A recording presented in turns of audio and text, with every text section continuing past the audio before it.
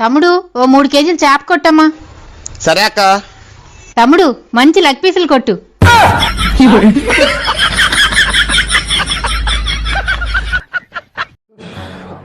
ఏం కరంటారు నాయన.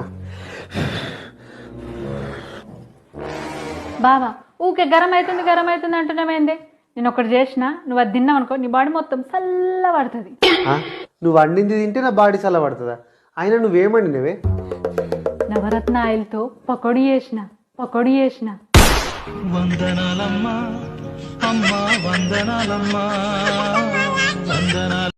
గీ గడ్డికుప్పలేవడదు రావా, వానకు దడిచి బాగా బరువైంది. ఏ నాకే శాతం అయితే అంటూ నన్ను విత్తాను.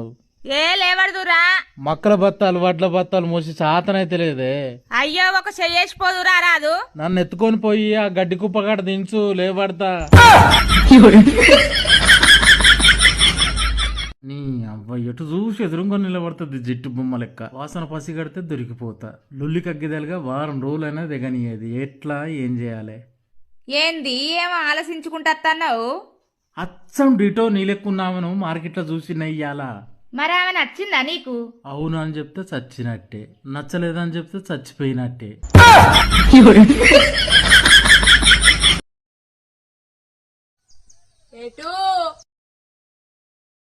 ఏటో నాసు పెట్టుకుంటా పోతాన్నావు, ఇటు మరదవా లేదా?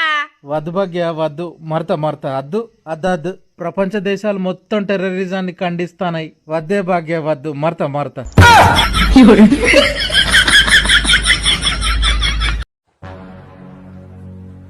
పూర్ణ, ఈరోజు షాపింగ్కి ఇట్లా పోయేది ఉందా? లేదే. మరి మీ అమ్మ వాళ్ళ ఇంటికి పోయేది ఉందా? లేదు. మరి ఎటైనా బయటకు పోయేది ఉంది ఎక్కడికన్నా? అసలు ఎక్కడికి పోయేది లేదు, ఇవాళ ఇంట్లోనే ఉండు. అయితే మా ఫ్రెండ్స్ కానీ ఇట్లా అందరం మేము పార్టీ చేసుకుంటున్నాం. మందు చికెన్ బీర్లు అన్ని పెట్టుకొని చేసుకుంటున్నాం.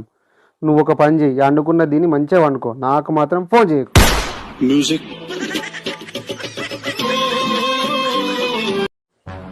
పూర్ణ, నువ్వు ఇండే బట్టలల్లా నా పాయింట్లో 500 ఉంటుండే చూసినావా? నీ పైన జేబులో పైసలు కనబడిపోతే నన్నేం చేయమంటావు? దొరికితే చెప్పు కానీ. అంటే నేను నీకు పైసలు దొంగతనం చేసేదాని లెక్క కనబడుతున్నానా?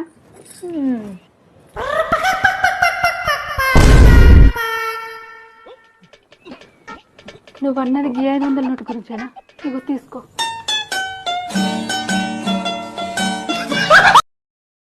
హలో, చెప్పండి మేడం, మీకు ఏ విధంగా సహాయపడగలను? నీ సిమ్ము కగ్గిదలుగా ఇదేం సిమ్ము మేడం? ఓ నెట్టు సరిగ్గా రాదు, మాట్లాడుతున్నావో తడుకులు వినబడుతుంది. ఇప్పటికీ 3 గంటల నుండి ఇంటర్నెట్ పనే ఎత్తలేదు. నేనేం చేయాలో చెప్పు. ఇంట్లో ఏదో ఒక పని ఉంటది కదా మేడం, అప్పటిదాకా పని చేసుకోండి మేడం.